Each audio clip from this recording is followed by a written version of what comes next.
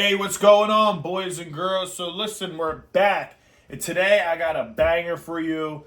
Listen, I'm doing a lot of budget videos for you guys. This video is for the guy who doesn't have a lot of money, but still wants to pack some quality steel and wants to be prepared because you never know. So it's always good to be aware. And today we're going over the SR1 from Cold Steel, and this is their Cold Steel Lite. And let's just get right into it, guys. Nothing crazy special. I have opened this already. Of course, I'm like a kid in Christmas. When that package hits the house, I got to look at it. And here it is.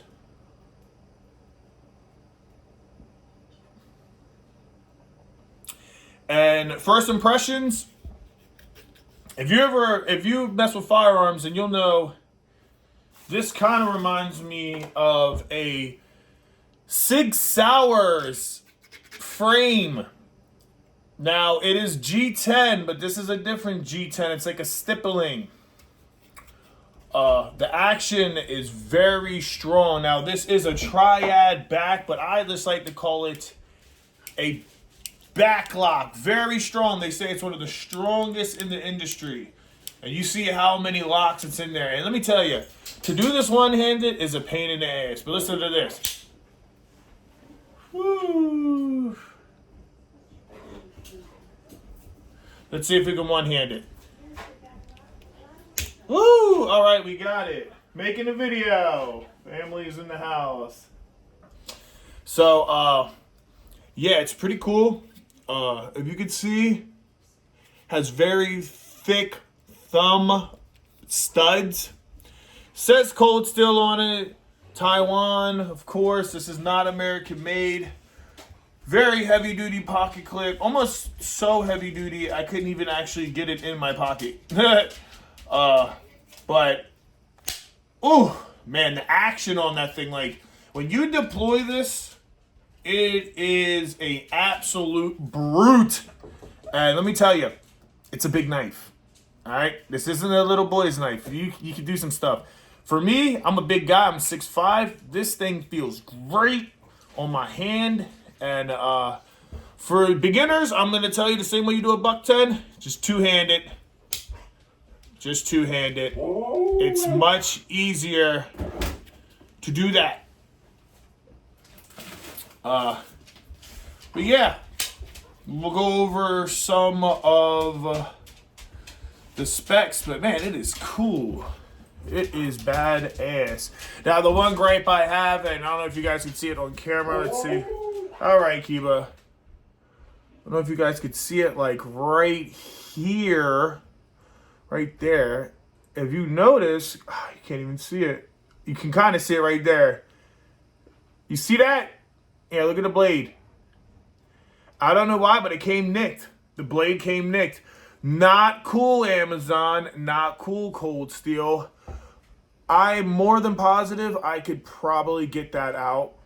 I can probably just get that out. I'm tempted to return this knife and get another one just because it's like, why would it be nicked, right? Like, makes it very hard for somebody to watch this video and want to buy it. But I want to just tell you guys something. For self-defense, this little nick is not going to make a difference, okay? Now, this is like a high carbon steel. It's like a, what is this? What is this steel called? Let me just get this right for you guys.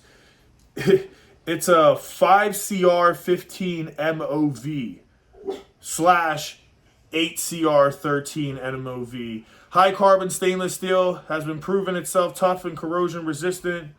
So it's just to hold the edge. It's just to be just it's like a this is like a shitty 420 high carbon. This is like, buy a buck over this. But if you can't afford a buck, you could do this, right?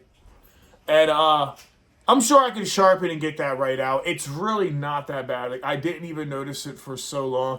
Then I thought maybe when I'm closing it that yeah, I thought maybe when I was closing it, it's hitting on something, but then I look and it's not. So I am pretty bummed out about that. But, you know, whatever, you know. Shit happens, right? But like I said, this is under $40, right? So you get what you pay for, right? And another thing is, it's Taiwan, just like China, right? It's very hard to buy these products and assume that you're going to get some crazy quality stuff from a foreign country. I'm going to be honest. But the ergonomics are really cool. It's a big, badass knife. It's tactical. This would be like the best. This is one of those, like, if you're going to go do a gun day or go camping, or like you're going to the range and you want to throw a big ass, badass knife in your bag or on your hip or even in your pocket, depending on what state, you know, like, come on. It's badass. It's badass, and it's cold steel. Come on. This isn't like their 80-10 or their 80-15, which I was going to pick up as their Scorpion lock. But I wanted to buy this because I felt like this is a very good budget for you guys. And, yeah, on this channel, I'm doing a budget series because I know what it's like. You know, I'm in a financial situation where I don't have a lot of money, and I relate to the guys who don't. You know, there's a lot of guys like Metal Complex and my dogs, and a lot of people who have these, you know, the money to go buy Spyderco and Benchmade and, you know, Microtech and ProTech and all this stuff. And then you're probably just like me where you don't really got that money. I'm going to be honest. You don't got the money, but you want to.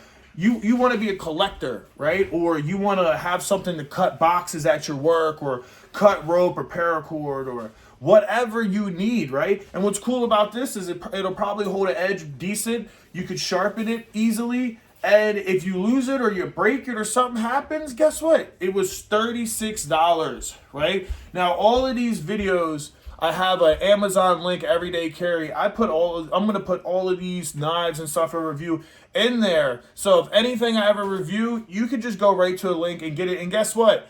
I'm not making any money off it. There is no affiliate link. This is just my way of making sure you guys get the product that you need. So please make sure to give me a like on the video. Now let's compare it to the Buck 110, the real man's knife. Now the last video, I couldn't get this thing open. Almost. Let's compare it. Wow. It dwarfs the Buck 10. Like on camera, it doesn't look bad, but in person, man, way bigger handle, way bigger blade. Now I'm gonna tell you right now, this Buck 110 will run circles around this cold steel. But this is $65. This is $36. So you get what you pay for, right? And then like it was another $10 because I had to add the thumb stat, the thumb button thing. The thumb stud. I'm sorry. So you know, but God, I love the Buck. But you don't get a pocket clip with the Buck. So that's just stuff. That's just stuff to take into consideration when you buy this stuff. You know what I mean? So yeah, but overall, I think it's really decent. Like if it didn't have that nick on it, I would really recommend you guys to go get it. But since these are cheap, I probably just got a bad batch one. So I still would recommend to go get it. I would, because I think the grip is great. The texture is great. It's badass. It kind of reminds me of a poor person's Microtech, like the MSI. That's what I want, the Microtech. But that's $170 and $210 if you want a G10 handle, right? So you're getting a G10 handle. You know, you're getting a big shiny blade, and it has a very strong lock. Like, you're not going to get in a self-defense thing or cut something, and this is going to close on your fingers. It's not going to happen, you know. And that's one of the things that's nice about it. And let's be real, just badass. Like, this opens so easy. That Buck, it does not want to open like that. And you have to really fight it to get it open. So, I don't know. I like it. I'm happy I purchased it. Like I said, I'll probably just return it just to get a replacement. Not just get my money back, because I don't think it's that deep. And I think it's badass tactical knife, man. And it's just, I don't know. But you guys comment down below. Would you pay $36 for this knife? And if you would, I got the link for you. So go check it out and go pick you up one. And if you do, and you make a video about it, you better mention me. Till next time, peace.